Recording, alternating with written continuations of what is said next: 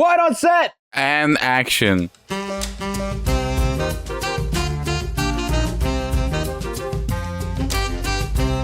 The DCU is off to a bad start with Supergirl. Illumination might have made their best film yet with Minions and Monsters, and Pixar is just trotting along and never stopping making more movies in the Toy Story franchise. Let's talk about all of that in the shortened intro. Kevin, welcome back to Quiet on Set. I'm Ewan. I'm joined by Kevin. You never actually introduce us anymore at the start of the podcast, I realized. I don't know when we stopped doing that. Hi. I mean, I feel like it's you and I'm the co-host, and like we've been doing it for so long. Yeah. We don't need an introduction anymore. No, you guys are so familiar. You've seen us so many times. It's not just the people who come in, like, you know, the amount of people who want to hear critically discussed conversations around Illumination's Minions and Monsters. Exactly. A very deep movie to take a look at. We already debated, I think, in our episodes previous, how many minions you could kill, or if they're actually killable, and all of that, like super deep and scientific discussions. And we got those people in, and then we got the misogynists for Supergirl, who are like say, oh, this is a movie led by a woman who doesn't work, and they're not going to talk about maybe what didn't work with the movie just on the movie's sake, but no, it's all gender problems. Welcome, misogynists. Now get the fuck out again. But also Toy Story, because Toy Story picks up lots of fun topics today, Kevin, and unless you really want to bring some like pressing news item, I think I'm down to just like jump straight into the reviews. You know what? Maybe just like a little bit like the hint to casting news. Leonardo DiCaprio is playing the Val Kilmer part. Stephen Graham is playing the Robert De Niro part. Then you got Christian Bale as Vincent Hanna, aka Al Pacino's part, and then you got Adam Driver as I actually forgot who he's playing. But I'm seeing a lot of like Stephen Graham slander in the sense of like, oh no, that's like all the aura loss of Robert De Niro's original character, and it's like, bro, Stephen Graham can fucking carry a scene. Yeah. I think it's phenomenal casting. So that's maybe the only quick news highlight that I wanted to mention. Cast worth highlighting, and I'm very much looking forward to it. Although I feel like the recent like sort of old man directors, a lot of them have worked with Adam Driver, have disappointed. So I don't know if Adam Driver is an indication that maybe he too might be disappointing. But then DiCaprio is sort of the other side of that coin, where I feel like his work with some of the directors has been some of their best work in recent times. So maybe we can balance this out, and it's actually like a decent film. The same can't be said about the second film in the DCU after Superman. We got Supergirl, directed by Craig Gillespie. I actually should have looked up how to say his name properly. But he is, I think, a great, like, sort of hired James Gunn director. He made I, Tonya. Sorry, I'm so sorry, Kevin. He also made Cruella for Disney. Like, he did that Dumb Money movie about the GameStop, like, sort of search about, like, Roaring Kitty and all that. And it wasn't bad. It was okay. I think it was just sort of lukewarm-ish filmmaking. And since this has come out, because it took a while for it to release internationally, especially in Belgium, you only got it on the first week of July now. Like, you got delayed, or like it started a week later for you. So that's why we're discussing it full on spoilers straight away. Like, there was a Hollywood Reporter piece that came out going a bit more into details. Although I don't think they go into that many details, to be honest, in that article. But it just like say that there was not really a coherency in the edit. Like, there was different versions that were going around, and you can really feel that in the movie that it's really messy. One of the things that it's been clowned on the most is for its choice of final song, the very James Gunn-esque use of score that didn't really fit the movie. You know, it's based on a comic book run for Supergirl that it wasn't done too long ago, Woman of Tomorrow from 2021, 2022, a couple of years back. And I honestly didn't know that like some of the characters like in this were like adapted from here, because I thought the construction of the story was already sort of a letdown, like the pairing. Maybe we can say briefly what the synopsis is. Sorry, I sort of jumped into this review in a weird way, but it says, when an unexpected and ruthless adversary strikes too close to home, Kara Zor-El aka Supergirl, reluctantly joins forces with an unlikely companion on an epic interstellar journey of vengeance and justice. And that unlikely companion is a little teen girl whose family got murdered by some weird ass dude with a fucking piercings in his face, and a very James Gunn-esque Guardians type villain. And all of that stuff is taken from the Woman of Tomorrow comic book run that I didn't read, and I think you didn't either, Kevin. But I feel like the sentiment has been sort of, if you wanted to read that before this movie, then don't bother. And I don't know if that means, sort of it doesn't adapt it well, or what the issue is for people who have read it. To end sort of my first thoughts on this film and give it over to you, I think we can agree, though, Millie Alcock as Supergirl, and I think that's sort of what everyone has been saying, is great casting.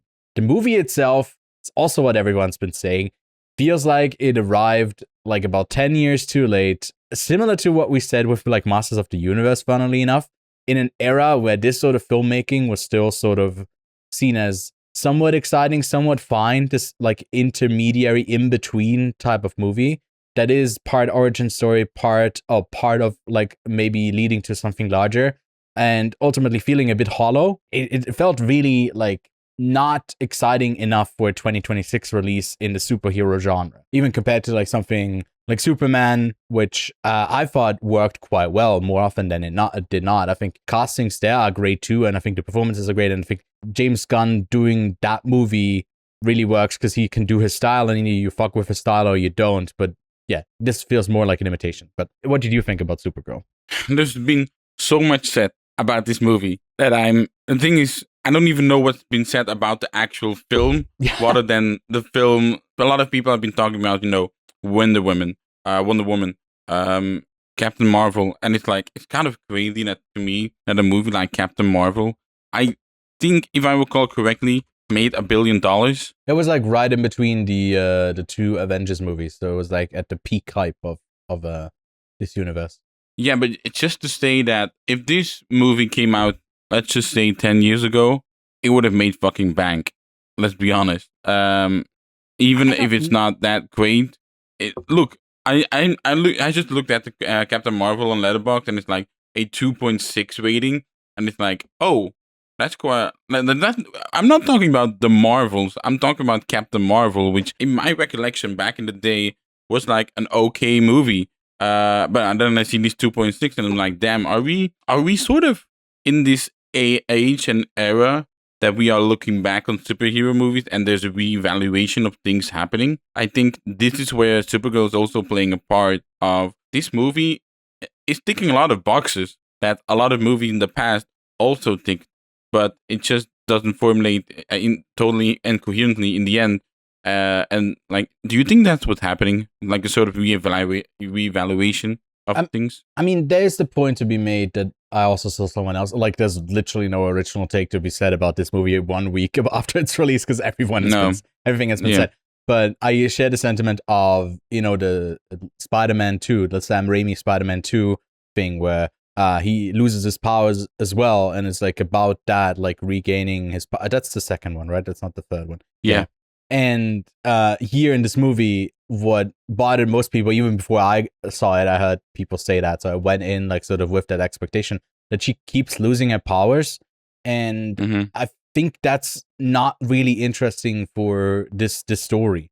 I think it is like, if it's a chosen thing, right? The sort of making yourself vulnerable to be able to get drunk and to hurt yourself, and like that sort of cycle, that's an interesting one to take a look at, because it is a bit darker than the Superman story, technically, because her origin story is also quite a bit darker in this movie, but also, I believe, in the comics. I think it doesn't really know what to do with that, because at the center, we did say spoiler review, is this girl, a little girl who's on a revenge trip with a very simple mission. My family was killed a guy that killed my family. And then it becomes about like these two unlikely companions teaming up because Crypto has also been sort of in capacitated, has like a couple of days to live, and they need an antidote. There's also a reason for Kara to go after Can I just say, the dude. I hate the fact that it's like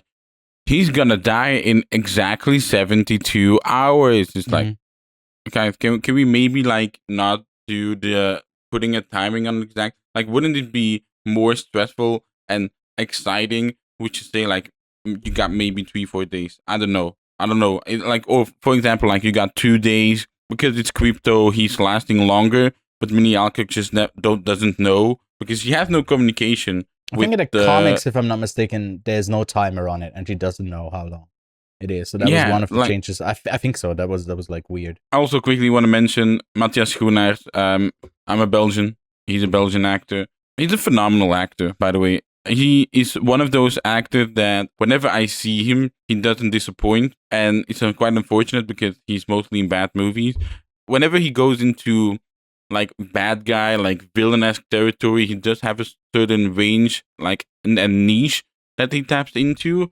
So like that you see more frequent in his filmography, but and like he's great whenever. I mean, just to highlight some of the movie that I find him wonderful in Disorder, which is if you like Drive, you should love Disorder.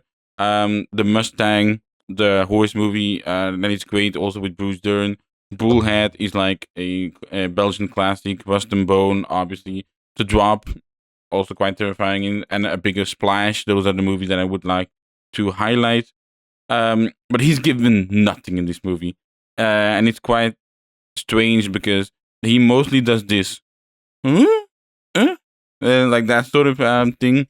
But it's quite unfortunate because that means we won't see him return into DC Universe. And it's like, for an actor like him, you could have given him something better, man. But it is what it is in time. Yeah. I mean, I meant to say, like, with his character on that journey with Kara and with, I don't even know the girl's name, and I also don't care to look it up, on their thing of revenge, it ultimately becomes about, like, do you not do the ultimate revenge thing because it changes you? And then it sort of undercuts it with, at the end, like, Kara actually killing him and not letting her kill the guy, like sort of not complete her revenge. And the whole time for me, it wasn't clear what is her actual journey, because it feels like we are thrown into like wherever she's at, like post Superman, like that film, getting drunk on these like islands. Then we fill in her backstory a bit more, and what actually, like, on what part of her journey is she on? If the ultimate statement was like, maybe I'm already too damaged, so that's what that character is. She's willing to kill. Is too far gone and wants to shield the kid character from becoming that, or like I don't know what it wants to be, because it's like less hopeful, obviously, than Superman, who wouldn't kill. I felt for me personally, I didn't mind that she was killing at the end, because I was like, oh, that's something different. But then always in these movies, it's always undercut because like they mow through people and like probably a bunch of people die already in the fight leading up. But when you walk up to the final guy, that's when you think like, oh, I shouldn't do this. And it always is so corny to me. It's also kind of strange to me that James Gunn apparently didn't write this movie. And it's like, I thought that he would be involved within, he probably is, but like I thought he would actually get these co-writing. But he also said it's the best script, something like that, right? That this is read for. Yeah, and I haven't really seen anything else of the Anna Nogueira. She's doing an untitled Wonder Woman film apparently, so we'll see how that goes. But another thing that he said on the Superman press tour was like, oh, we don't need to see the origin of Superman again. We don't need to see Krypton. Wait, no, is it Krypton? The planet Krypton? Yeah, right? Yeah. We don't need to see the planet Krypton get destroyed again. And then in his next film, he sort of retcons that. But I guess it makes sense for Supergirl and Zara, her character itself. What I will say is, who I think is the highlight of this film is David Krumholtz, because he plays the father of Supergirl. There is a scene in there that I'm like, oh, wait, hey, this is actually the first emotionally resonant scene of the whole entire film. And that is when he's saying to her, it's like, you need to go out there, you need to survive for us. And then he's like, no, I don't mind being next to you guys in a grave. at, however years old she is, like 14 or something like that. And I was like, damn, this is a powerful resonant scene, because it's like, hey, we want to send our kids off for the future. The ground that we are based on is poisoned. It doesn't have anything left for them. It's quite barren. And that's like a pretty, topical scene. Did you think any other scene was as emotionally resonant as that one? It gets cut quite short, I must say. Yeah. I mean, it's definitely like the darkest moment there, because it's literally the end of a whole civilization and like sending them off. So I think I like how much time they spend on it. You could definitely spend more time on it if it was like a differently structured, more origin-esque story, but it's definitely more a revenge movie than it is an origin story for this character. But I feel like there was just so much missing, and then there was so much added that I think didn't add to the story at all. Like, I think the whole like Lobo character of Jason Momoa was just so random. Like, he was giving I know that character's beloved. I've never seen him before. I'm not tied to the comics in any sort of way. But like, in Super Smash Brothers, you got a Wario who's on that bike, and you can I don't know if you've ever played Ultimate, but like, you can go back and forth with his bike. And that's what he was given, because he like literally comes in with that bike and like knocks people off. And I was like, well, even when they're in the jail, and it's like, oh yeah, I read them. Like, how did he get caught? I was like, wait, how did he get caught? It's like, I have no clue. But then the girl escapes, and she's like, hey, and then he just kicks the door wide open. I'm like, so you could have gotten out the entire time. I don't know if she already put in the key or something, but again, that's like sort of the editing mistakes in this movie. I thought the editing at times was quite atrocious. I think that's the most memorable aspect of the movie for me, how atrocious the editing was. And it's also used like Lobo as Deus Ex Machina, sort of saving her at one point, I think towards the end of the film. And it's just like, it's a Supergirl movie. It is odd to like have her saved by someone else, and sort of this. Like, I feel like that's another thing where constantly like taking away her powers and not really knowing what to do with like stripping away her powers is also something where this movie goes wrong. And it just makes sense, with that a Hollywood article, a reporter article, like confirming what everyone has been like, sort of assuming already, that this was a mess in the edit. And I don't know if the movie looks quite ugly. Yeah, as well. But that's being said, yeah. And I mean, everyone's been clowning on the middle being played at that like final thing where we center around a character that's not fighting, and the fight is going on around them as it 360s around them in slow motion, and a song plays, and the song was chosen a week before, and they had like over 40 titles and couldn't find one. And it shows. It feels like that. I gotta say something, man. I watched this movie almost a week ago, and it is so tough for me to remember shit. But the action choreography is appalling in this. Like, genuinely terrible. And I've talked about the editing. The editing definitely is playing a part in how trash this action is. Yeah. Sometimes, I literally, whenever an action scene, or like an action moment, should I say, when it doesn't cut, like, for longer than 3 seconds, then at that point, every time I was like, there you go. That's a decent move. That's a decent shot. And but that doesn't happen that often. And it's with action choreography. I don't know who did the action choreography on this. I don't know if Craig Gillespie was the guy to direct this. That's also been said. Like, oh, did we really have to have the Supergirl movie directed by this guy? And it's like, he's a studio guy. Hasn't made the worst of films. He hasn't made what I haven't seen, at least, a truly atrocious film of his.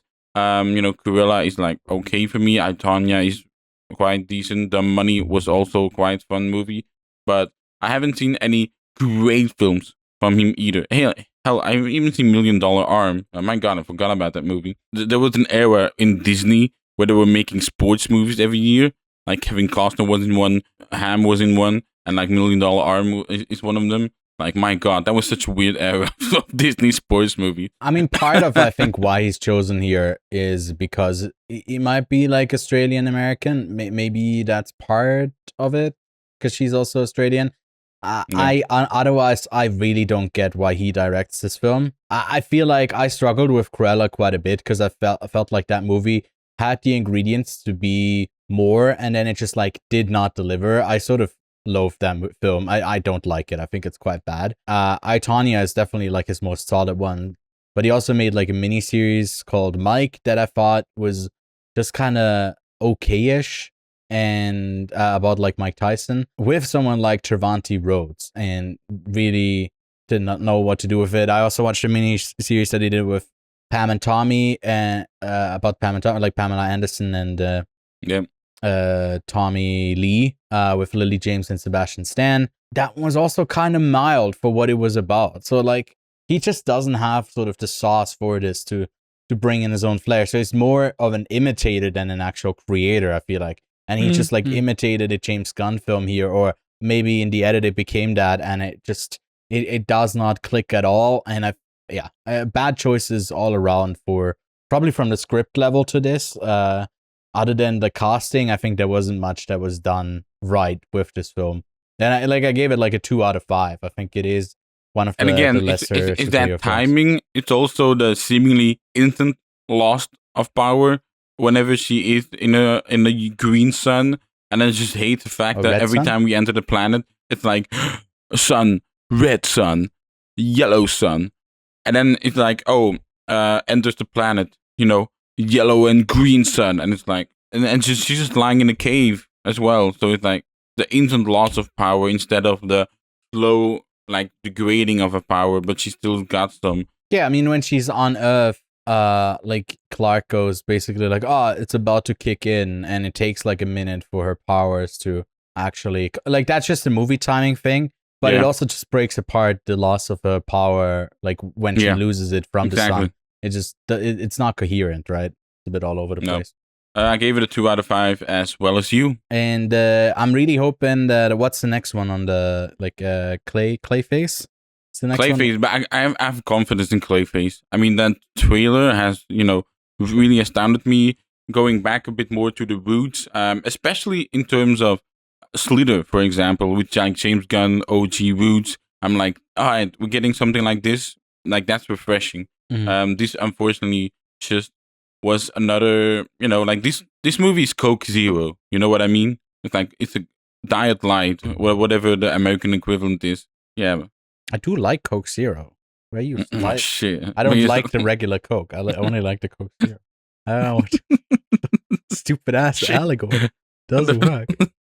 It works for me, but doesn't for you. Oh god. See, different tastes, I guess. But what I will say is, like in my review, I wrote like, I can't believe, Supergirl is a worse movie than Minions and Monsters. Is it? I think that was a segue. Yeah, I know that's a segue, but I mean, I think they're sort of even to me. I like neither of them, but you definitely like them more. So let's talk about the, I believe, 17th Illumination film, Minions and Monsters. This is the rambunctious, ridiculous, and totally true story of how the Minions conquered Hollywood, became movie stars, lost everything, unleashed monsters onto the world, and then banded together to try and save the planet from the mayhem they had just created. This is the latest Illumination movie, like Ewan said. This is the 17th. Just quickly, just want to go through the Illumination history, because we're going to discuss whether this is the best Illumination movie. They started out 2010, Despicable Me, we got Hop, The Lorax, Despicable Me 2, The Minions, The Secret Life of Pets, we got Sing, Despicable Me 3, The Grinch, The Secret Life of Pets 2, Sing 2. Can you tell they ran out of original stuff quite quickly? We got Minions, The Rise of Gru. We got the Super Mario Bros. Movie. We got Migration, Despicable Me 4. Then we got the Super Mario Galaxy movie. We got Minions and Monsters. And I guess I could say the 18th movie is sort of taking a different direction. Not Alone, 2027, Timothée Chalamet, Selena Gomez. That's been announced just shortly after, or was it before Minions and Monsters came out? Yeah, it was that. I think they have the trailer playing before the film. So then the question is this the best Illumination movie? For me, no. I hate I hate the studio. I hate this studio with a passion. And I did say back in, I believe, 2023, when the Super Mario Bros. Movie came out, that it's crazy. This is the best Illumination film that they've ever made, and it's a 3 out of 5. So the praise doesn't go to like above. Oh, it's just an okay. It's a decent film, not even maybe good. It's just okay. It's good. And I think the other movie that came out this year with Super Mario Galaxy was lesser than the first, but it was okay. It moved at such a fast pace that you can expect for Illumination with their needle drops and everything. And I guess the biggest praise that I can give Minions and Monsters, which I have at spot number 3, and I did, yes, Kevin, I did sit through every Illumination film like about a year and a half ago or something. I've watched all 17. So I have a complete ranked list for all of them. Because I was like, am I the problem here? Or is it the studio? And it's the fucking studio. I fucking hate the studio. It's so shit. And so I have the Super Mario Bros. Movie at my spot number 2. But I am a bit biased. Like I am oh god, that screen is so dirty. Head. You are Nintendo head. Yeah, the funny thing is, like, we brought it up and I hadn't used this Switch 2 for like half a year. And I realized that and I was like, oh my god, what the fuck? But they haven't released anything fun on the console for a while, apart from like when they started with Donkey Kong and yeah, and they just added new maps or something, and you were like, I know you don't care, but they should have done this a long time ago, and I was just really want to rant about it. And I did play one of the 2 rallies that they had. They're gonna add more, and it's not paid DLC because Nintendo is quite a expensive company to purchase stuff from, even though it's not warranted all the time. But with the Minions, I've had a hate relationship forever. I've hated them since their existence, and I still hate them. So there was no love to be given to those little Tic Tacs. I just always wanted to crush and destroy them. And I just even don't though think you can. even though I can't, and it's making me so mad. They're like perfect for if you have 3 of them and you put in like one of these boxing bags and you just punch them. Because they're too small. Like it would maybe be one of them like that you hit with the top of your. Like I just hate these fucking creatures. And one of my local cinemas actually has like their whole like desk thing entry area covered with minions. Sort of I don't know, some sort of like wall decoration thing. I've just hated them for so long, and I gotta say, oh my god, this was the best Minions film that they've made. This is better than, to me, all of the Despicable Me movies. It's still a 2 out of 5 to me. I still don't like this film. I still don't like these creatures. I still don't like, just because you insert a bunch of film history into it, which I didn't find charming, because I think these little fucking yellow Tic Tacs are so annoying. The charm didn't work on me, but I can't lie. At least it had a somewhat coherent story, which is crazy for this whole studio, to be honest. So yeah, that's my rant over. You actually like this movie quite a bit. No, I actually want to ask something of you. Okay. So I know you hate Illumination. I know you hate the Minions. But yes, back in the day when it came out, I think the Minions kicked off something in Hollywood in terms of like, hey, now we need to make everything cute. Like, you know, the Baby Yoda stuff, everything like that. No, that happened before. Generally hate Disney movies. No, but like, do you generally hate the Minions, or do you just hate the commercial big ass things? No, I hate the Minions. They represent. I fucking hate the design. I think they're so stupid. I don't like them. I don't like how they look. Yeah, fucking yellow ass dildos. Like I don't like them. But hey, at least they were frozen in a cave and didn't work for Hitler. Do you see that? It's a low bar. He's like, hey, didn't work for Hitler. So has basically every person on Earth. Doesn't make me like him. Like, what the fuck, Kevin? But I know what you're referencing. But yeah. But no, I think the Minions. I gotta say, at times I do like them. Are they consistently funny? No. They're very much up and down. And I gotta admit, I've seen only 6 Illumination movies myself. Good on you. Despicable Me 1 and 2. I've seen Sing 2 and 2 Mario movies. And I didn't exactly mind Despicable Me as movies as well. I gotta admit, I watched, I think, maybe one of them in theaters even. When I was a kid. And I don't mind the Minions. What I do mind is just the hey, let's do the stupid fart poop jokes, like that type of comedy with them. Like, you can go a lot of directions with the minions, and I feel like with this one they're finally going into direction that you can do. And yes, I did like all the film references. I think the first 45 minutes of Minions and Monsters are genuinely great. I gotta admit it, man. They are very charming to me. It is quite a social commentary, I gotta admit. So like the minions I said social commentary, and I saw your face. I saw the tiniest little thing. I was like, bro, I can't believe this guy's saying that. You have lost the fucking plot. No. But so let me just give. I very much like the fact that Minions created Lego. Can I just say that I think that's a genius thing to do? It's like, yeah, the Minions made Lego. Like that's why the world is so evil. Mm-hmm. And a lot of people have stepped on it. Whether they're a kid or a parent, like the minions always go to work for the bad guys, and just to make Hollywood in the 20s, the bad guy is like like an evil era of history. Like for the parents, obviously the kids don't really know that situation, but it's like, oh wow, that's really a thing, and it's quite self-referential. I just think if kids view film history, because we have to admit, film history is dying a little bit. Movies are getting lost every single day, even though some of these movies that are getting referenced in the movie are quite, preserved forever. I still think, like, if this is just an introduction of film history to the kids that are seeing this movie, that's totally fine by me. I found it quite charming. I hope the kids that watch it find it quite charming.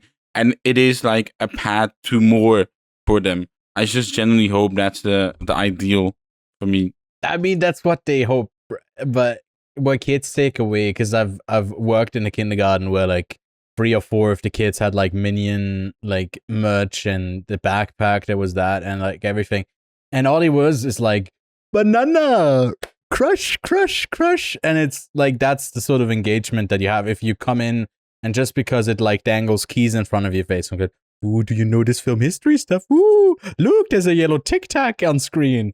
And it references that. Like, it's as emotionally empty feeling for me as reference, like, callbacks and references to things. Just because I know what it's referencing and I can do Leo point face of like, oh, I know this, doesn't make it interesting. And I think it also is not on an engagement level of like, oh, do you reference this iconic moment? Now people and kids are going to be more interested in film history. I think that's just sort of not what happens. I can get why they're doing it here because it's part of the story and that's nice and all, but I just hated that they're in this. It feels like it felt degrading to that history. I'm not gonna like I felt like I wasn't charmed by it.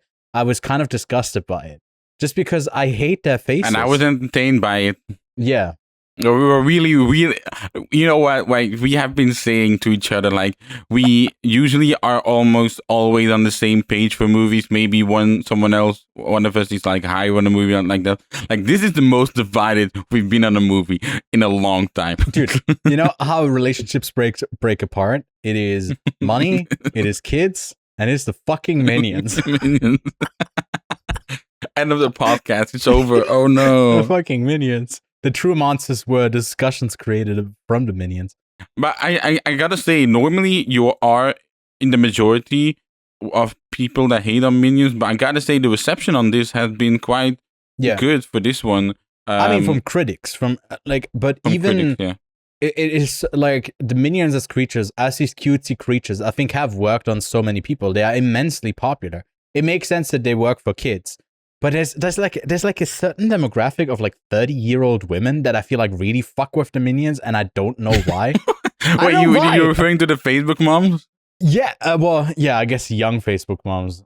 Maybe it's like in their 40s now, but I don't know. It's just like the ones that really casually engage with any sort of media. I think it works really well on them because like this cutesy dumbass shit, like sort of this works for people who this feels sort of still novel or like doesn't feel overdone. I think the sort of cutesy commercialization of everything is something that comes more from Pixar and especially Disney characters than it does from these Illumination minion films. But it is more of like because it's a specific thing of not just a cutesy ass thing, because I don't think they're fucking cute. They're disgusting looking. These fucking, oh my god, they look yuck. yuck, this yellow, ugh. Nah. But they sort of go through a lot, and they just keep going. So it's almost like the Dory-esque thing of like that mentally of like the reset of not remembering, and that has an inherent cutesiness, but also sadness. So there's a depth of emotion. With the minions, it's just that they endure and they're subservient. That's sort of the jokes that you can create from that. Like that one montage where they keep serving different monsters, and they get killed because of their actions. That's to me like a decent sequence, and I like the when it's the locked off shot and it transitions into the sort of very I'd say Buster Keaton more than Charlie Chaplin-esque. Although Charlie Chaplin has a lot of these sequences too, where they chase in like the one frame, and I think that sort of stuff is clever as a reference point, but it doesn't really transition out of these moments in and out very neatly, and it doesn't need to because it's a fucking Minions movie, but it still bothers me. So, like, I must admit, I have been glazing a bit too much on this movie. What I will say is the first 45 minutes are great. Then this movie dives into the, hey, we need to get the kids back on board. Let's just do the Illumination spectacle kind of thing again. And that's where it started to get lesser. Yeah. Big goo. It's like, did we really need this goo villain with like a lot of eyes? Goo it's like, gaga. I don't know. Yeah. What about the voice cast? What do you think about the voice? I liked Jeff Bridges in like the two big guy roles, like the producers. Then I noticed it was him. Then I was like, oh yeah. I didn't like the little like green creature, the octopus. I don't know what the fuck it was. Dort. Yeah. That's played by Jesse Eisenberg. Yeah. Oh, is that one played by Jesse Eisenberg? Yeah, that thing. Yeah. Yeah, I don't know. I didn't like the story much because it's like then it doesn't make any sense anymore because it's like minions come do chaos and then suddenly Hollywood realizes chaos filmed good. What? Pardon me. Jesse Eisenberg doesn't play the little green monster. He plays the robot. Yeah, and Zoe Deutsch plays the woman. Yeah, my bad. And I've since learned that when I talked about voicemails for Isabel, I was like, oh, Zoe Deutsch is so great and everything. And since then, I think a lot of stuff has resurfaced where she was, being more of like an Israel supporter. And it sort of changed my opinion on her quite a bit from what I've read there. And then there's a scene where like in my Letterboxd review, I wrote that as well, where like Zorg or whatever it's called, like it's a reference to a movie that I watched earlier this year as well for the first time, the Day the Earth Stood Still. I think that's like sort of the character it's referencing from a 1951 Robert Wise film that's based on a novel. And that movie is quite decent, but it has a like character that is like really, it's just random in the story. He just pops up and he's this outer extraterrestrial, I guess it was landed on Earth, similar to, I guess, that film. And then there's a love story that comes out of that, which is a reference to that in a way. And he's about to kick a kid, and she like stops him and it's like, oh, we don't do that here. And then they're sort of still attracted and have that little love story thing. And I said like, oh, it kind of makes sense that Zoe Deutsch is into someone who likes kicking kids and stomping on them, because that's literally what Israel's been doing. So but let's get back on track. I think that storyline was just unnecessary, and it led to a Deus Ex Machina save at the end where they're just in a bunch of like saucers coming in and flying with I guess alien equipment. What was that down. War of the Worlds reference, by the way? That's what I was thinking of. I don't know. It's like could be. I think there were so many references like loosely. Like I like the Evil Dead stuff, the sort of possession thing with the book. But I just like the base material more than just whatever regurgitated, weird, disembodied, resurrected thing this is in this film. I gotta say as well, it's not just the minions that I hate. I also like dislike the animation stuff of Illumination overall. Like I hate the way that they the proportions of the human characters too. I think it's an ugly style. I don't like it either. So I think you won't get me more hating than this film. I really, really dislike Illumination. I fucking hate it. And I don't need to be rational. I just hate it. I just really don't like it. How do you feel about Not Alone then? Because I think you got a trailer. Yeah, right? yeah. I watched the trailer and I was like, I fucking hate how this looks. It looks ugly as fuck. I'm not interested in any Illumination film, but I'll keep on watching and I'll probably keep on hating until they prove otherwise, man. I think the studio is making such an immense amount of profit of really mediocre to horrible movies, and so I feel obligated to hate on them. You won't catch me hating this one. I gave it a 3.5 out of 5, but I wouldn't give it like a 6.5 I out will of 10. crash out when we do our best animated movies of the year, and this even sniffs more than your honorable mentions. I will crash out, man. You cannot do that to me. So I hope we get some other films that you like more than that animated, but God, now I'm quite tempted, Now I'm quite tempted. But, from one quite, box office animation hit to another, because Toy Story 5 has been absolutely slaying it. Let's see what the tally is. That's 623 million so far. As of the 4th of July in the morning.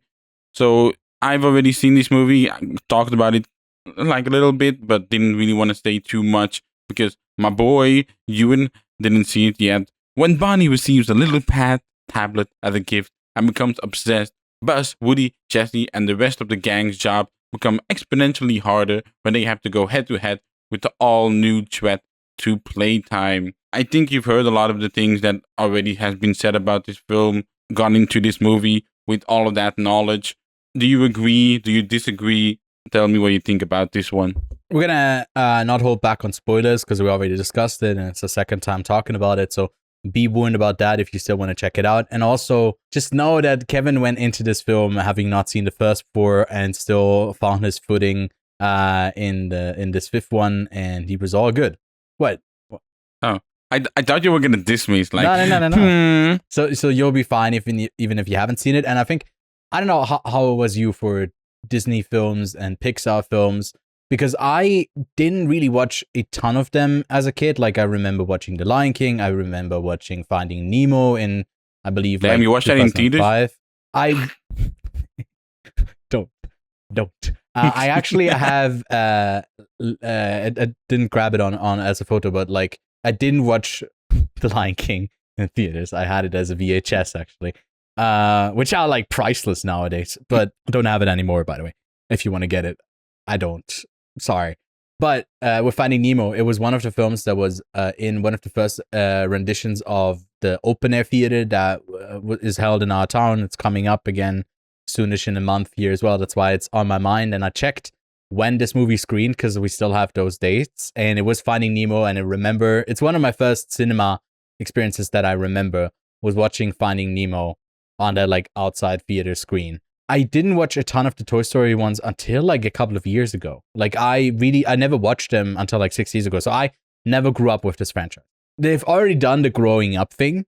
And I think the natural step now is going to the next generation, which is different in the way that you play and the way that you interact.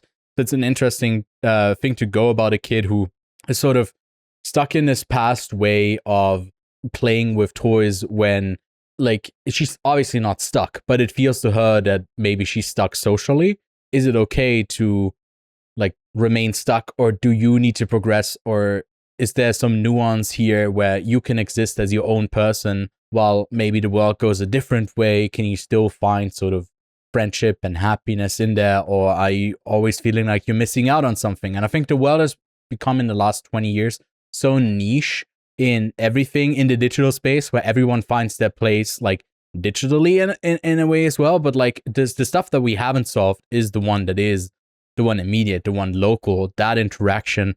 And I think it's an interesting take to really hone in on that. Like more than, I think this is a movie about friendship. It's about like, about technology is a movie about friendship. Sort of the storyline it goes in with Jessie, who has been named sort of the lead character of this film, and I would agree, is that the one sentiment that actually got me to tear up in this movie, because yes, it's not a Toy Story film if you don't fucking cry, all right, is her realization that basically all that matters is that they were there at a specific like moment at the right time to help her along. Not that they cling on to basically being relevant in their lives. And I think that's always something where, like, with the toys thing, I thought it was was a bit odd. The logic here that they really want to cling on to them not losing that childhood spirit, and the first couple of films were like definitely about growing up and sort of growing out of the like youthful energy of still wanting to play with toys and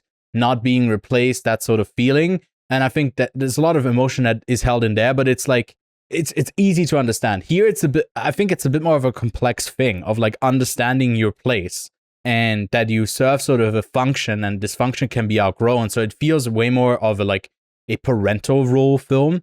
And it also feels like this franchise has grown up alongside being a kid into potentially being a parent in the role that you served. And like, yes, you're relevant to them to this day and you give something to them, but ultimately the sort of dependency that they have on the day-to-day will lessen as they grow up. And I think that's like a really beautiful sentiment that like Jesse arrives there.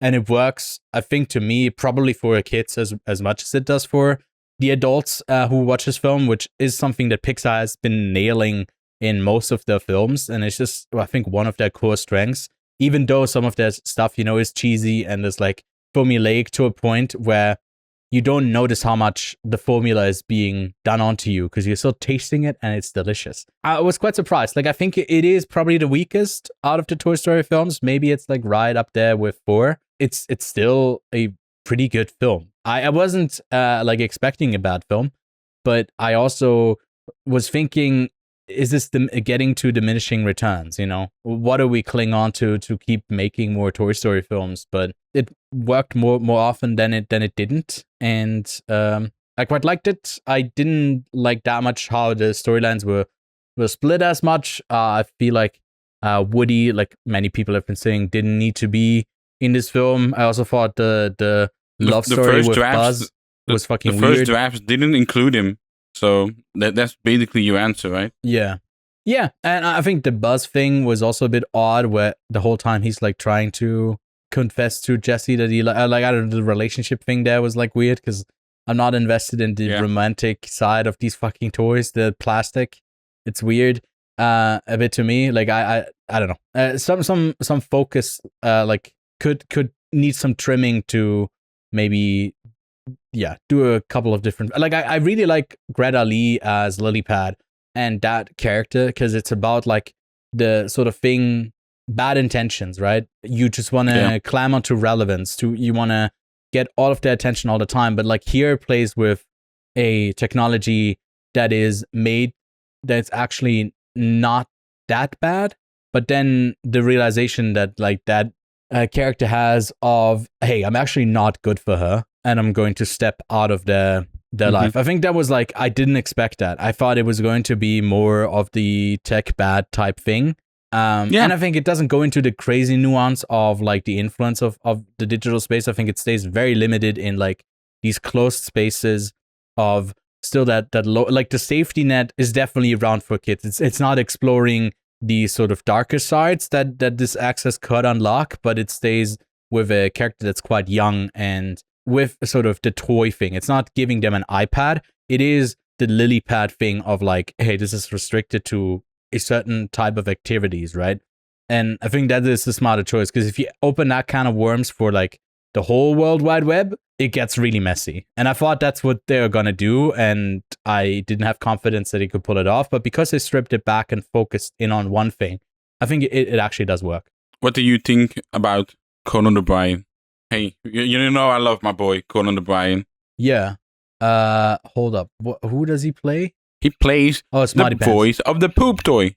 I honestly didn't notice as much of his voice. To be honest, it didn't stand out. No, I instantly knew.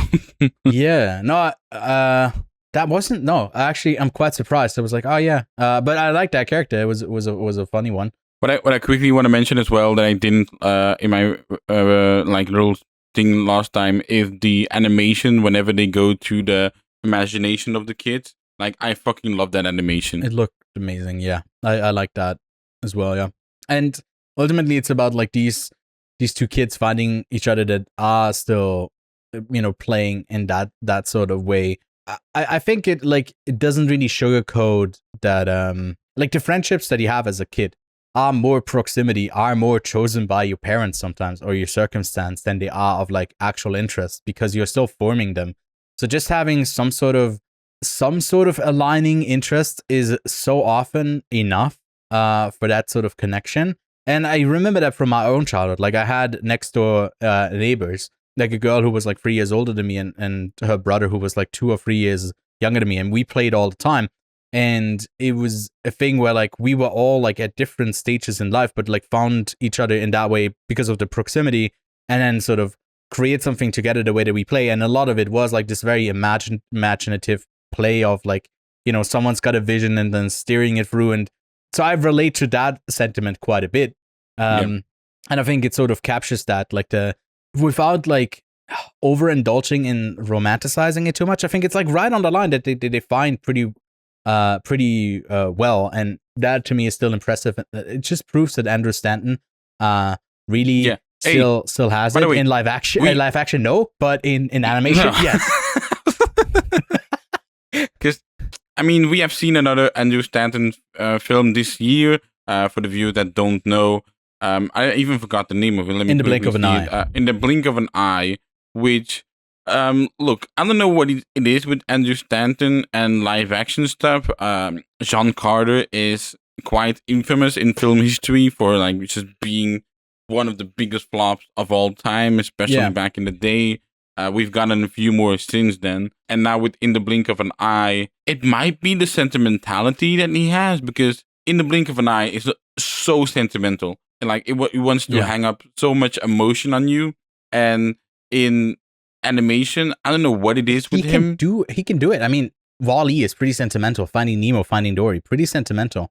And I mean, Finding Dory doesn't work that well, but some of the moments actually work. I think Finding Nemo and Wall-E, those are, hot take to some, probably the two best Pixar movies. Coco is up there for me too. Ratatouille I don't like it as much as other people do. I think those are the two best. And like I said earlier, like Finding Nemo is basically my first memory of watching movies. So I do sort of have that connection with him as a director that I really, really cling on to his sort of animation filmmaking style. Just very quickly, like he wrote this movie as well.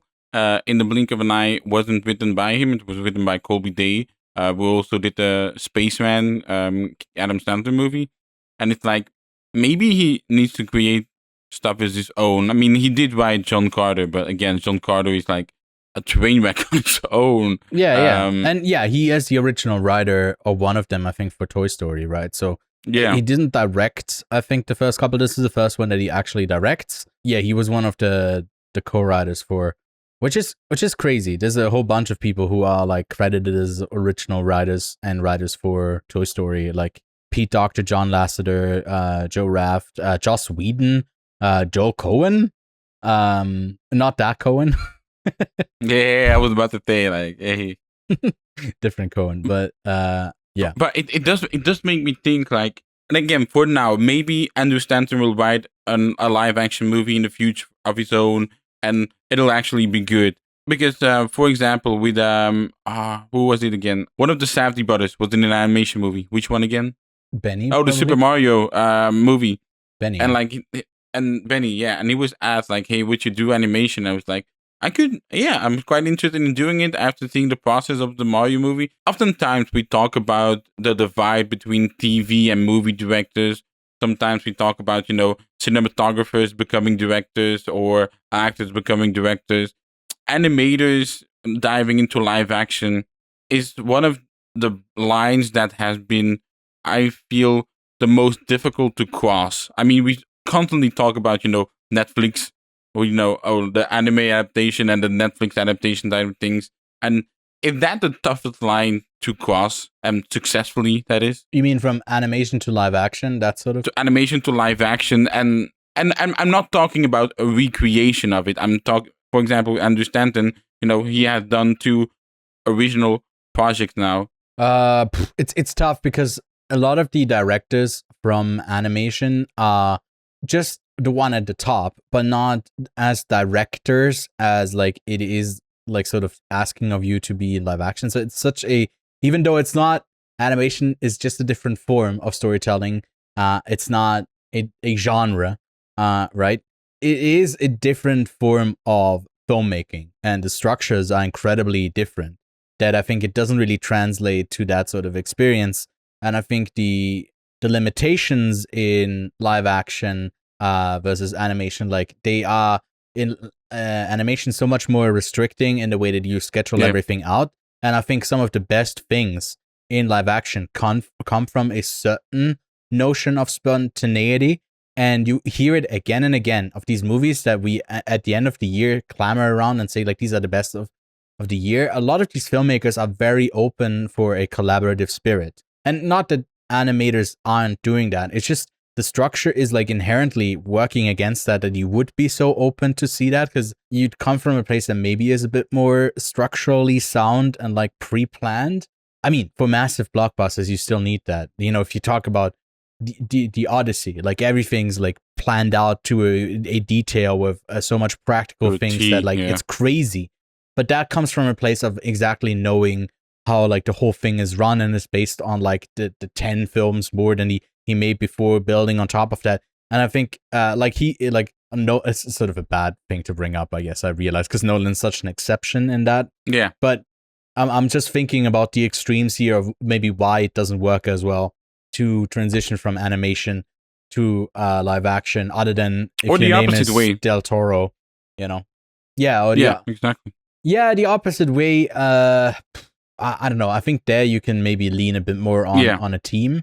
But yeah, I mean, one of the filmmakers, I know you don't fuck with Anomalisa, but no, fuck that movie. Oh, fuck that movie. Yeah. Go fuck that movie. Yeah, I know I've said it 3 times now, but fuck that movie. I think Toy Story 5 is a great. I don't want to say like a prequel. I'm talking in terms of, you know, continuations of one's childhood. With Inside Out, I think, because now we have the Toy Story 5, and you know, you have the How to Make Friends in Toy Story 5 with like the online things and the actual finding a connection with someone else, and then you have Inside Out 2 a little bit more. That's also with like with the friendship, you wanting to blend in. Pixar has been really honing in on that transferring period of, you know, childhood to early teens. Yeah, it's young adolescence, right? It's like young adolescence, and I've been really liking that transition. Like with Inside Out 2, it did jump a bit more into the teen age thing, like, and adding more emotions, adding more there. And I think Toy Story does need to stay like sort of sub 10 with the kid, because otherwise I think it does get sort of like, I don't know, it's right on the line where like we are so familiar with these toys that we like them more than the story should like them, in the sense of how others are interacting with them. And I think the volatility of like that self-realization with Jessie there, of like her role that she plays, is like then the deepest probably this whole franchise has had to me. Like that is to the toys, not like the sort of moment of growing up for the kids, and maybe how they feel about like, you know, how easily they can be replaced and all. But it is, you know what? It is kind of funny. Toy Story and Minions. There is a thing of like one serves evil and one serves kids, but the servitude is still there, where they're like the dedication to what is right for them, they're willing to provide. So it's an interesting double pairing with like the double features that maybe a lot of families will be doing this summer with both of those movies out. It's like 180 of what the characters are, but they are similar in a way still. I can't believe you did interesting and Minions in the same sentence. You and this glow up. I'm sorry. Don't mind me. I'm turning yellow right now. You gave it a 3.5 out of 5. I already gave it 3.5 out of 5 as well. Toy Story 6, make the go ahead. They get the go ahead of you. They already, I think, didn't they? Yeah. I know they're thinking of doing a trilogy of Bonnie's like childhood, but like they're allowed to keep going on with you for you. Yeah, I don't mind. Dude, there's so many worse franchise things out there. Yeah. So yeah, just one more punch down. What we've been watching, I had tennis camp this week, and the World Cup has been quite a thing. This holy shit, dude. I mean, can I just quickly talk about this round of 32? Look, hey, Belgium, Senegal, Come on, you gotta wake up for that one. Sorry? Because Oh, yeah, Belgium, Senegal. I didn't wait. Was that a late night game or was it in the evening? No, it wasn't. it was within the evening. I mean, it was like at 10, and then I did we stay are up. 0. I did stay up. Good friend. We're 0-2 behind. It's like 84th minute. I'm as depressed as one can be, man. I'm in that. My sister went up. It's like going out, man. I can't believe it. And then that first goal is, and it's like, oh yay! I literally messaged to you. It's like, at least Romelu Lukaku gets I was his like, goal, aren't right? you hopeful? And he's like, no. I was like, okay, dude. No, nope. And then it's like 2-2, and it's like, oh my god, we're back in this. And then the 3-2, and I gotta say, it is a penalty. I don't think there are a lot of American pundits. I've seen a lot of American punditry because obviously the World Cup is in America, so you get a lot of footage from that and commentators. And it's like, these Americans sometimes, man, do not know anything about football. It is so crazy to me. Then Portugal, Croatia yesterday was like an insane game. I sort of think Croatia got robbed. I'm not talking about the full win, but I would have loved for them to get that extra 30 minutes of extra time. And yesterday, I mean, I didn't mean to stay up, but Cabo Verde or Cape Verde, I don't know, like I've seen a lot of different people say different ways, but have almost beaten Argentina. And I do find it a very fun thing of Series Graf to do the World Cup ratings in terms of like TV shows of episodes. And as of now, Argentina, Cabo Verde has a 9.7, like absolute cinema. The Portugal, Croatia, and Belgium, Senegal games as well. I gotta say, I know we don't do much sports talk on this, but look, I don't want, like, what was the like talks of doing a 64 teams? I don't want that at all, and it's quite obvious why they're doing it, because they want to get some countries in there, innit? I will say, with a 48 teams format, you wouldn't get a fairy tale like this within a 32 or like smaller team format. So I can accept the 48. It does mean that we have an absolute slog of games to get through in the opening, in the group stages, etc. But I gotta say, like, watching Cabo Verde, it's like, you know what? Maybe there are other teams in future editions that are capable of putting something like this on display, and I'm there for it, man. The World Cup game has been quite good this year. The stadiums, the hydration break booze, I will never get tired of, though. My God, every time it's hydration break, everybody's just fucking booing. Yeah. Can I ask you how I know you notoriously hate football, you don't really like it, but how have you experienced it? Are there any positives besides the negatives? Well, if they don't expand to 48, it means less games. It means less time that this takes up. Because what I don't like about this so far, it's more games means it's over a month of this fucking persistent everyone football, and I can't wait for it to be over. What I like the most is that one of our players, our young players, who's under 20 years old, Manzambi, has been doing so well. Like he's breaking records, being one of the most like successful, like rivaling already the amount of assists and points that Mbappe had. With how good he was, his stock keeps going up. Yeah, I don't know, but like he might get the best young kicker player award. I don't fucking know what it's called. It is quite astounding how young players, like, we have the World Cup of, like, you know, the old people. We have Modric, we have Mohamed, this is the last Salah, for so many, right? For Neymar, Ronaldo, the keeper. I told him yesterday. So the keeper of Cabo Verde is 40 years old. Oh, yeah. And I looked at his career, and it's like he really never got into any big clubs. And it's like, if that guy was 10 years younger, all the big clubs would have been lining up for him right now. Or like maybe not the biggest club, but at least, like, you know, sub-top clubs. Yeah. And they pay out quite well for, I heard the rounds, like, it's a couple millions per round, that even in the group stage and this already. So even just getting into the World Cup for a lot of these players is going to be game changing. Really liked what I liked about the Egypt win yesterday against Australia, even though I was rooting for Australia. That the like coach brought out the Palestinian flag at the end, and because FIFA's notoriously like anti political message anything out there, and I did see a ton of clips of that still, so I did like that. But Yeah, much of it, like, I don't know. It feels like it's supporting a lot of like shitty ass people that are popular, and the hype for some of these players is so crazy high. Where they just seem like fucking douchebags to me. It's like, I don't know. And also, what I want, all of these, like, I get so many stats on Instagram of like this and that, like projections, and like everything's a fucking like thing to bet on nowadays.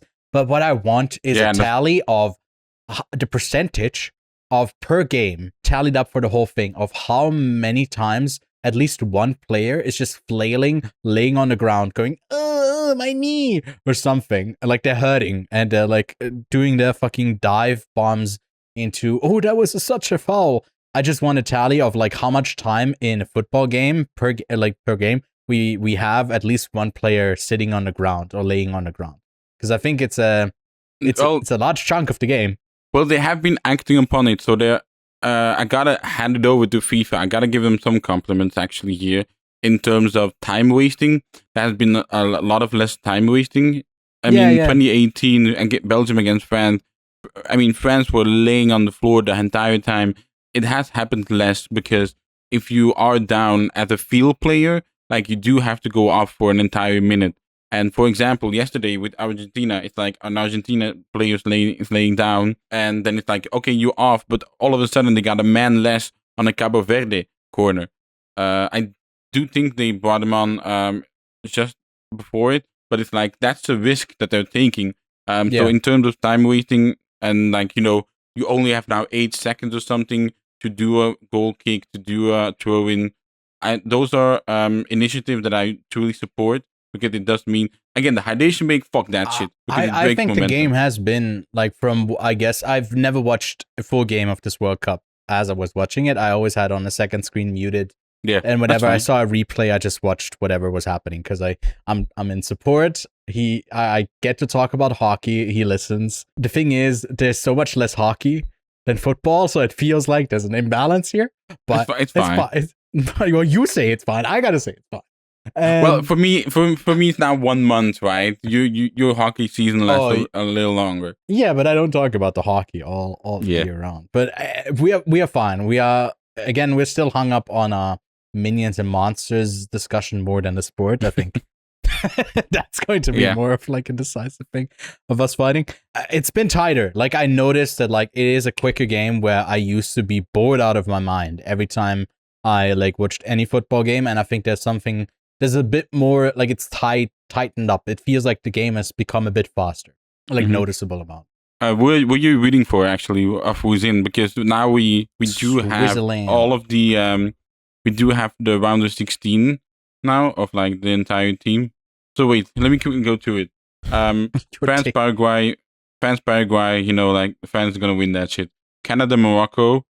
I mean, that game is already done by the time this episode comes out, I guess. No. Portugal, Spain, gonna be a good one. USA, Belgium. I really hope we beat USA, man. I really do. It's Switzerland, Colombia. That's quite an interesting game, actually. Yeah. And Argentina, Egypt. I think Argentina is gonna take it because Egypt was not good against Australia at all. Mexico, England is gonna be heater, and Brazil, Norway. So yeah. Yeah, I mean, I'll tell you my picks. I'm not gonna say the matchups again, but I'm rooting for like the matchups coming up here. I got for Morocco, Paraguay, go with the underdogs. Belgium, Spain over Portugal, Norway over Brazil, Mexico over England. Of course, I'm Scottish. Fuck the English.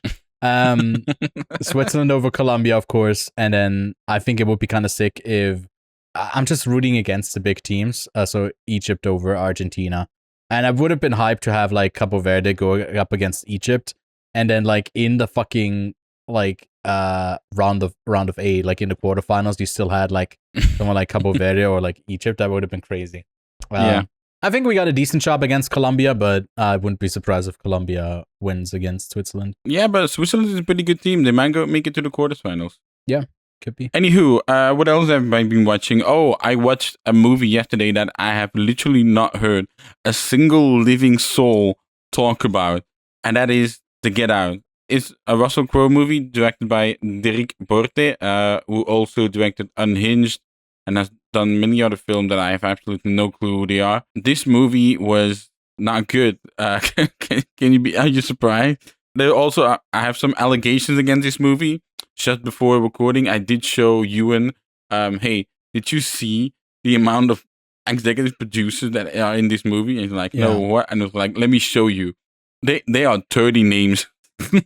And when I was showing it to you, even you were like, what the fuck are some of these names? Surely these are like aliases or something. Yeah. I don't know how to describe this movie, man, because it does feel like a B movie.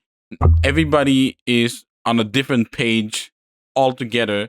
Yeah. Everyone in this movie is also in a very weird phase of their career. I mean, you have Russell Crowe, which when was his last serious movie even? I mean, I know you got Nuremberg, but even Nuremberg at times felt like comedic, the way he was laying on the bed like he was a supermodel as Herman Goering. I gotta say it, man. You know, like an Angry Birds 3 trailer came out recently. I was like, fuck, man, we could have gotten Nice Guys 2 if it wasn't for fucking Angry Birds. It even has funny. Doesn't the Nice Guys also have like a yellow font on the thing, or am I mistaken?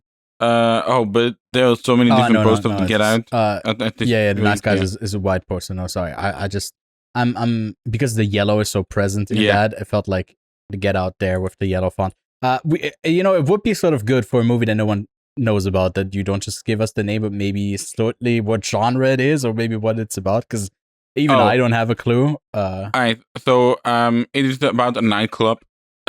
Actually, I'm actually gonna tell you this. I didn't anticipate telling you what it's actually about, because this. Here I go.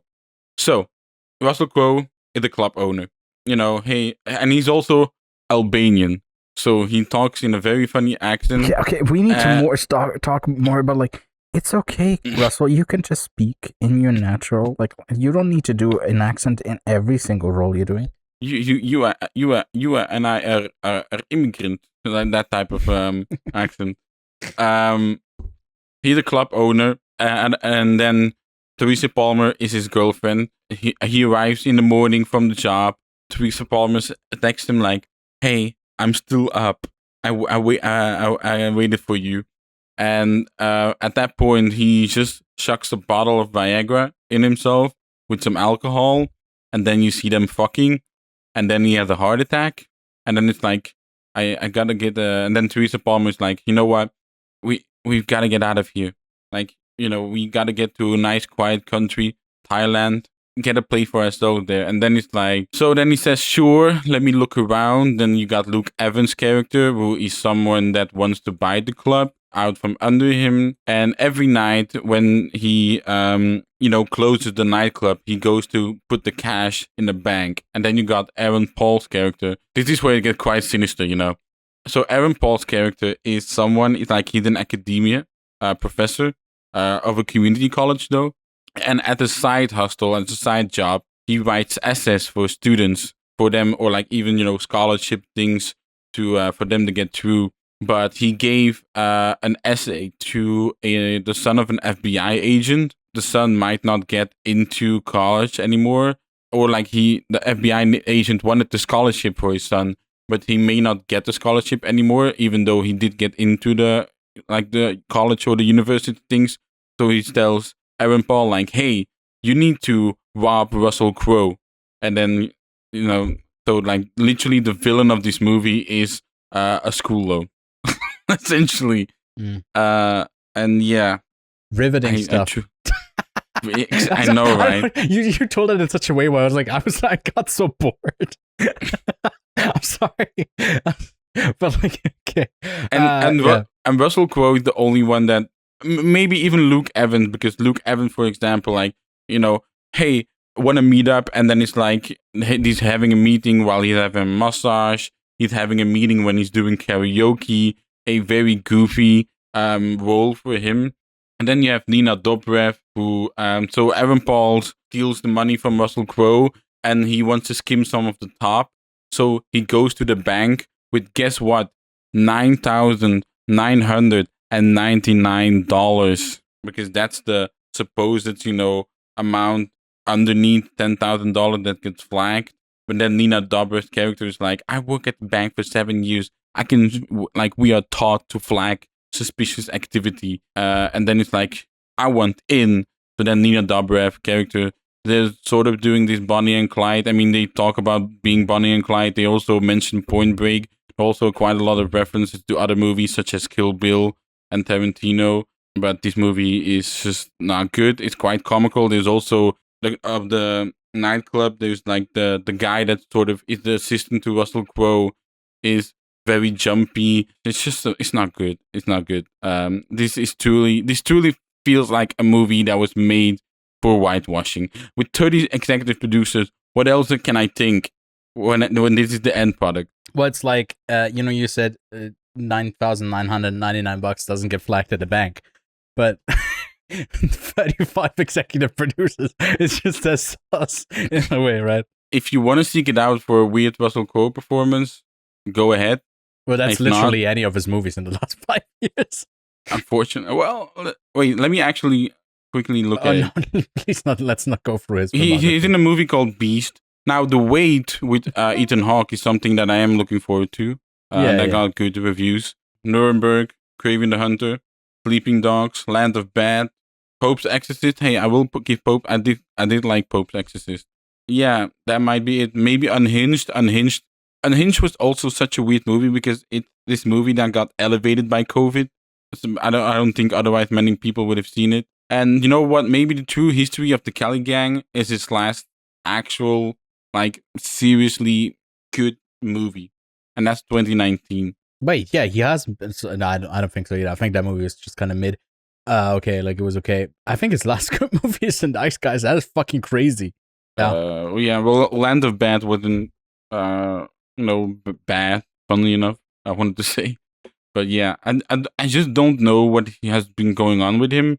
Is he like, I've gotten my fair share of masterpieces, like Gladiator, Insider, and it's like, I'm good with life? I don't know what it is, but... Well... Alright, Ewan, tell me about you. What's up? What you've been watching, bro? Yeah, last week we sort of had to cut it short, and I had to do a solo thing, I guess, at the end of the recording there. But I do have a couple more things to talk about. I did get to see Little Brother early. That's a comedy with John Cena and Eric Andre.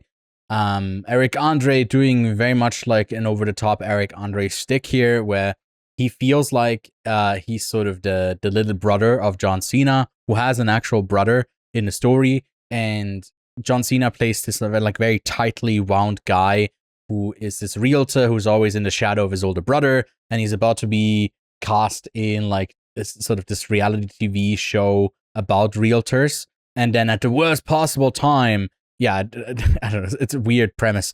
Eric Andre comes in because he is sort of like set up to have escaped from a mental institution. And I'm just gonna spoil parts of it because, like, who the fuck cares? They're not actual brothers. Back in the day when he was in college, John Cena's character did like this brother project, older brother project or big brother project. Not that type of Big Brother TV show, but more of like orphaned kids and sort of, spending time with them.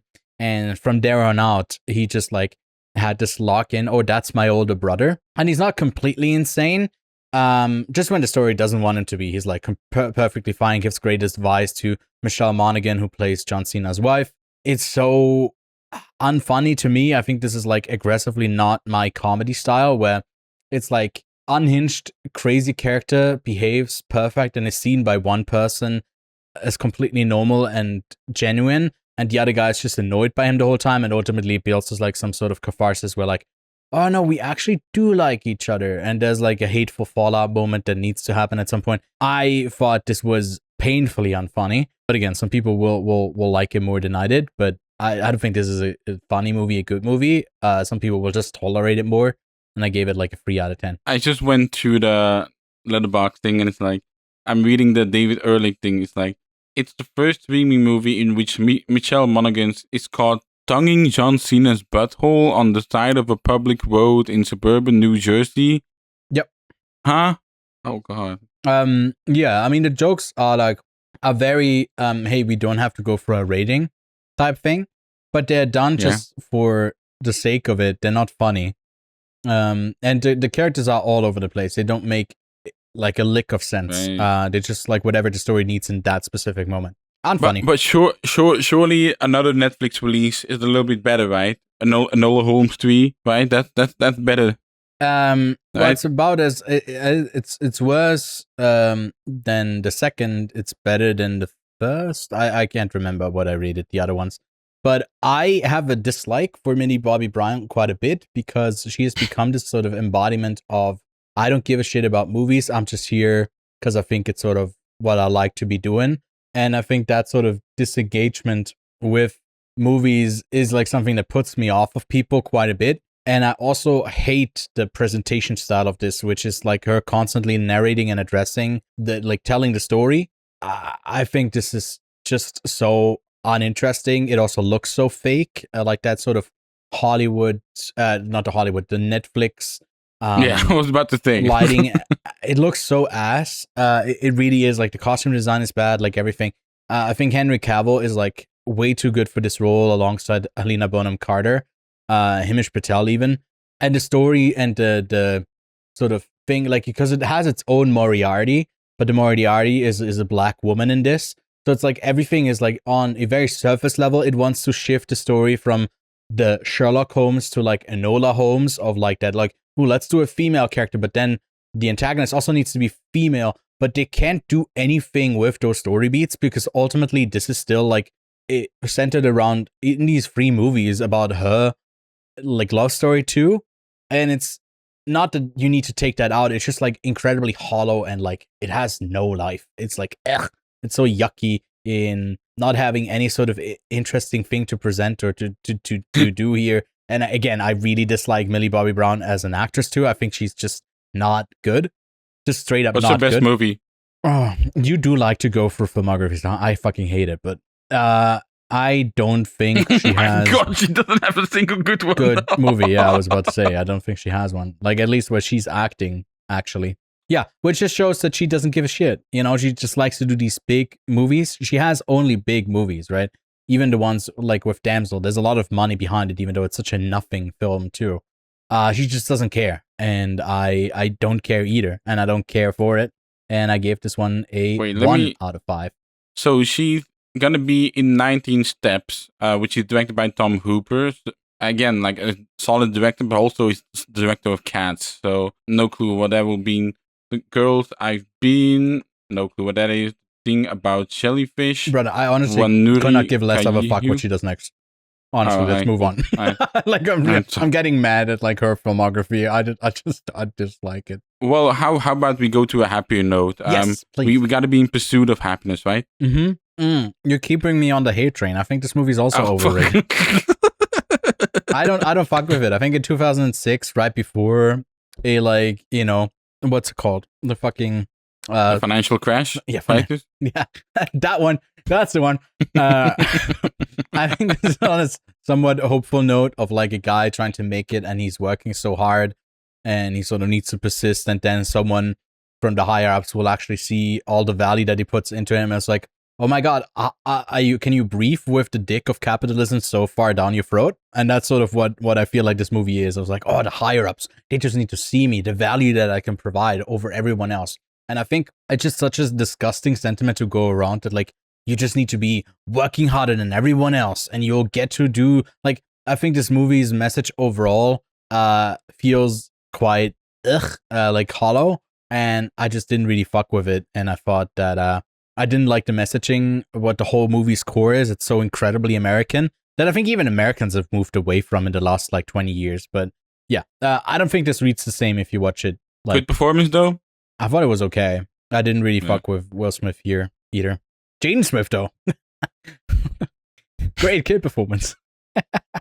Nah, it was not a film. I just saw it on Netflix and it popped up, and I was like, I'll watch this. And I did tell you in confidence, but I'll share that some of these films that I watch, I just see a TikTok clip of, and then I'm like sort of reminded that this movie exists, and then I'm reminded, oh, it is streaming on Netflix. Might as well watch it. And that's what I had a middle ear infection when I was watching this. I was just sick, and I didn't want to sit here with my headphones on, so I watched it on my couch, and that's sort of why I watched this. Talk with me about Blue Heron. This is a movie that I've been, wanting your opinion about, very much highly regarded. A movie that has been on a lot of lists of best movies of 2026 so far. Would it be on yours? I think so. It would be. I gave this 4.5 out of 5. I think it's Ooh. when we talked about like the sentiment that makes me tear up, that makes me emotional of like someone seeing someone else, especially looking back on it, the influence that it had on a family, but also on the parents, and like now having grown up. I think that's a sentiment that I think is incredibly like emotionally engaging for me. And then the sort of exploration that it does here of like having this storyline that takes place in like the past, in the late 90s, of sort of the perspective of the youngest daughter in a family, with an older brother who is seemingly quite troubled, who can't really find a footing, that in a very great way doesn't give us too much without making him like just a mysterious guy. It's like right on that verge where it feels pretty realistic, even though you don't understand why he's behaving the way that he is. Like, that character remains really inaccessible, and it's one that's tearing up the whole family. And I think this is one of the best posters for a movie ever. If you look at the one on Letterboxd, it's like this torn up page, the page look of the poster, and it's like separates him from the family and the sort of tear that he left that is still noticeable. I think it's just like a really beautiful sentiment. It's very simple, aesthetically. It makes sense. It's like very straightforward. But the movie also really captures that, and then it does something that I'll like slightly tease and spoil here, even though it doesn't ruin the film. But her adult self is like, because we jump forward in time as well, of her like looking back on this time. By the way, I've seen it. No, I mean for the audience spoiling. Oh yeah. Yeah, I know you watched it in Ghent and we reviewed it. Right. I know. I didn't forget about you. It inserts her older self back into those moments, sort of revisiting them, and also knowing that from the director's point of view, this is something like a story that is very close to her because it's based on her own experience. I thought those layers of depicting that, and I think Sean Fennessy put it in his Letterboxd review, is like, only movies can do that. And I was like, yes, that is exactly it. Like, that sort of catharsis that feels both therapeutic, emotionally resonant, and deep, and gut-wrenching, and all of those things at the same time. I think there's no other medium that really can capture that as well, where you feel like the moment it was recorded, it was something special. The moment you screen it with someone else, it's special in the theater, but also the moment you take it in yourself and you remember it. And I think those sort of layers that are all there are incredibly moving. And it's not just that moment works in the film. I think the whole movie really resonates deeply with me.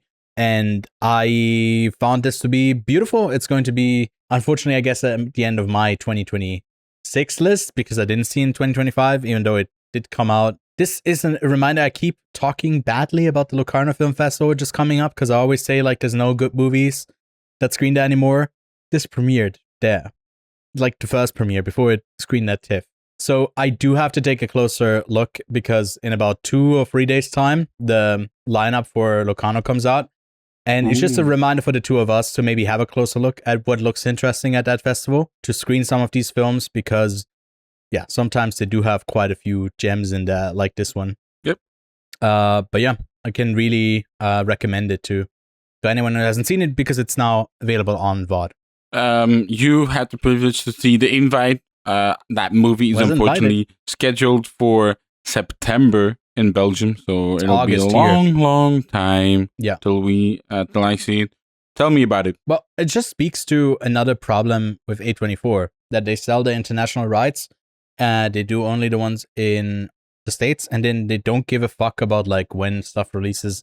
Marty Supreme came out in March or April here. It's just, it's very annoying the way that A24 is doing their business. And I talked about that when we talked about like the AI thing that they did. And sort of this movie has been swept up in that discourse too, of like boycotting. And that is unfortunate, because I think it's a very well done film that is based on a Spanish film from 2020 called The Neighbors Upstairs, or Sentimental. I didn't have time to watch that one because there's also a French remake. There's also a Swiss remake that I haven't seen. There's an Italian remake, and I think one more. There's like 4 or 5 remakes of this, but I think this one is the 5th one. It really works in the way that like, it's interesting to have someone like Edward Norton talk about it. And I saw that like the way that they shot it was chronological. So they, in a very organic way, were also open to change things that weren't written in stone from the script point of where the story leads to. Maybe some sort of like points to hit were sort of clear where to go to. Then in a lot of moments, you do feel that it's sort of improvised, like especially Olivia Wilde's character, someone who's frantically trying to look for some sort of anything other than rejection, because Seth Rogen's character is someone who makes a joke out of everything, who's miserable and can't take anyone or anything seriously. He sort of has to make light on it, even though he doesn't even seemingly gets enjoyment out of it. And then Penelope Cruz and Edward Norton are like the odd neighbors upstairs. Like one of the central things is that they make a lot of noise during sex and they're bothered by it. And then Olivia just wants to like sort of host them for a get together, and Seth Rogen's character wants to bring up that like they're bothered by their noises. And that's like for a large chunk of the film, that's sort of a conflict that like he wants to bring it up, she doesn't want to.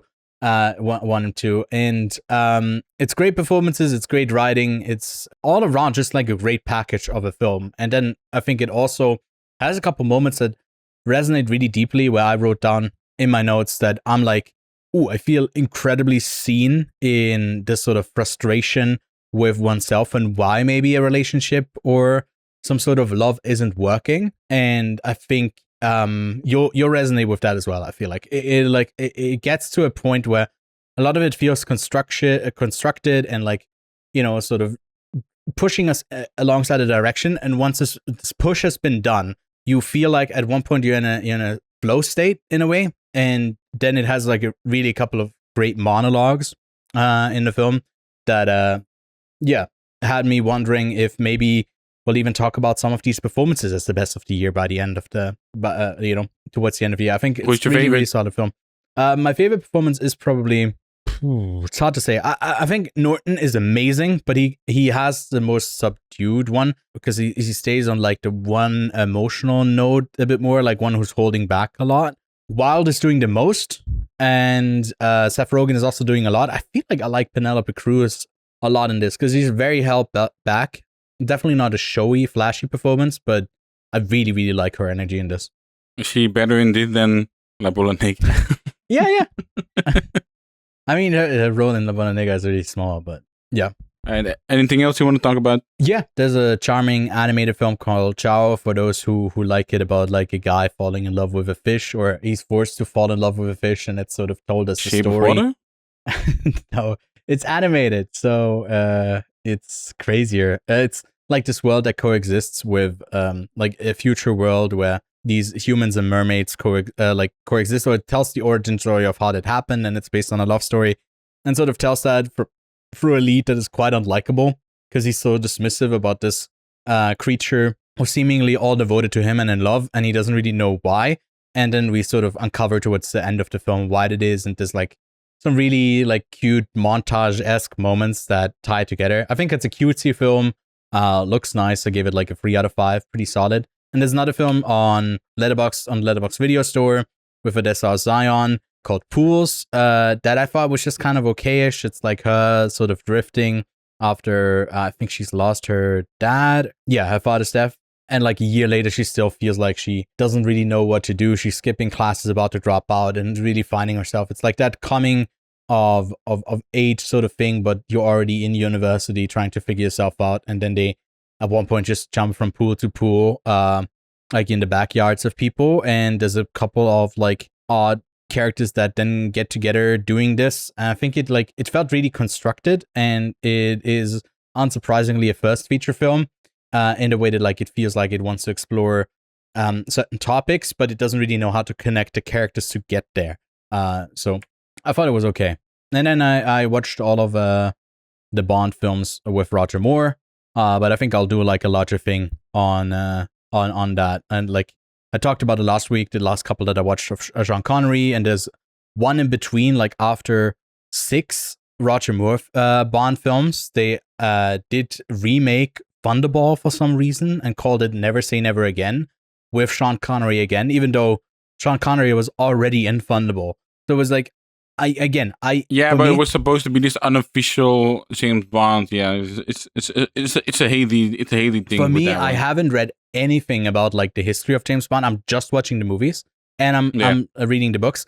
And then once I'm done with all of it, I sort of want to do a more of a deep dive into the whole franchise and all of, like, because I'm looking at it and I was like, this is weird. and I'm not like doing any sort of research into it more, and then I'm connecting the dots once I'm done. But yeah, I just watched a View to Kill last night, as well as Octopussy, and now I'm moving on to the 2 Timothy Dalton Bonds, the 4 Pierce Brosnan, and then I have seen the 5 Daniel Craig films, but I also rewatched them, and then my treat is to finally play First Light 007, that game, once I'm done with all of my gun edits that I still have to do. So that's sort of what I'm doing. Yeah, and I've been enjoying it, but it does feel a bit like all of these movies, all of the Bond films are like, most of them are just like a 3 out of 5. They got some incredible big action set pieces, and there's a lot of money thrown at it, but then the sort of misogyny that's really just the same the whole time. It's not even interesting misogyny. It's just getting really, really tiring.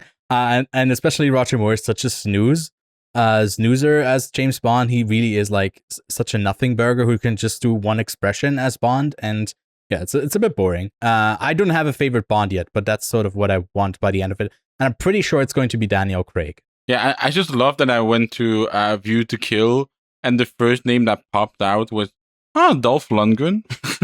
Wait. Yeah, apparently he plays Vance. Like he's at the bottom, bro. But it just popped out to me. Oh yeah, don't remember Dolph Lundgren because it's like the Christopher Walken movie, because he's like the antagonist in here. Yeah, now that's an odd last one to end it on.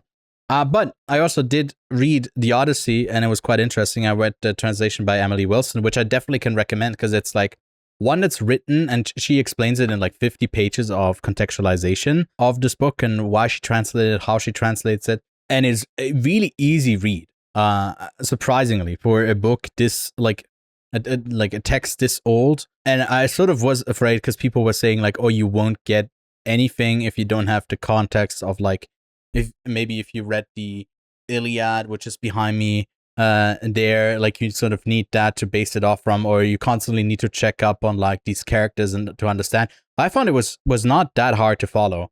But her introduction helps a lot as well. So if you were like sort of reluctant to pick this up before, I guess the movie comes out in like 2 weeks, you don't have that much time. But yeah, I read this in like a week, and it's like 600 pages long. It's also like the way that it's written is not like, it's not taking up that much space on the page. So it's like pretty easy to read because it's written not in prose, but like in this poem-esque style. I do have one by Stephen Fry, but it's because I picked it up at the airport. So can you have a quick look inside of it? Is it like the one that's like continuously written, or what's the writing style? Because someone saw it yesterday and was like saying, "Oh, you're reading it like the harder way, where it's not told as a story, but more in the actual like older poem-esque writing style." Contents, introduction, storms, Carthage, the King of Men. No, I mean like not the chapters. The chapters are clear. That's 24 chapters, but the way that it's written, like on the page, is it like there are not 24 chapters in here, but oh, that's odd. It is 24 chapters though, like 24 books. That's this. So you know what? I'll fucking read this and I'll get back to you, bro. Yeah, I guess it's really abbreviated. Way. Like the story is pretty easy to explain and like to sum up. Yeah. But I quite enjoyed it, and I'm looking forward to it. And I already have like 3 screenings lined up for the Odyssey. And I don't really rewatch movies, so it's going to be a much discussed film, but not next week, but the week after, on July 18th, we'll actually be talking about the Odyssey. But next week, we have a big lineup of films. Finally, Kevin will get to see The Furious because it comes out on VOD. We'll also be, in conjunction with that, talking about another action film, a Chinese one, Blades of the Guardian. We'll also talk about, probably, if we can get around to it, we'll see, because sometimes with horror movies, you are watching them a bit later with Luca. Evil Dead Burn should be coming out, as well as Moana, an interesting double feature. Evil Dead Resurrected Disney Princesses, that's Moana. Lots of films to talk about again next week. And we'll see what we'll do the week after the Odyssey. We might do like a recap of the best films so far of the year. Yeah, because actually I quickly wanted to say this. The reason why I think we don't have done a best of the year so far, because people usually do that at the end of June, beginning of July, is because, bro, movie seasons are different. They're not starting from January, because we're still in the stupid Oscar talks conversation almost all the way until March. And we're always doing the catch-up thing. I think the reason we haven't done it yet is because the Odyssey is taking 2 weeks when there's no big release after, so that's why we're doing it then. Also, but for example, like the Big Picture did their movies of the year. just before the Odyssey. And I just think that the Odyssey is the midway point of the year for me. So that's why it's like we're building up to this Odyssey, and then everything that comes after it sort of, at this point, we haven't seen the movie, but sort of feels like, can anything top this? What is coming after this that could be the next big hit, whether it's critically, whether it's box office wise. So yeah. I guess I'd agree with that. Well, we'll see. Maybe we'll have some other stuff in between that we won't will do. Because like for us, it's also difficult because we have about 70 plus films that we screen at the festival that aren't out yet. For like apart from like maybe 10 of them at most. Yeah. So we can't really bring those up in a best of discussion because they might be something that's more better placed in a 2026 discussion than 2020. So it's a bit messy. And I don't know, but we'll probably do it. We'll keep you posted. But what you can do is definitely subscribe to the channel, leave a like if you watched all the way, and check out the crazy amount of like gun reviews that are still coming out in the next couple of days and weeks. And we'll see you next week with again Moana. We'll set sail in a variety of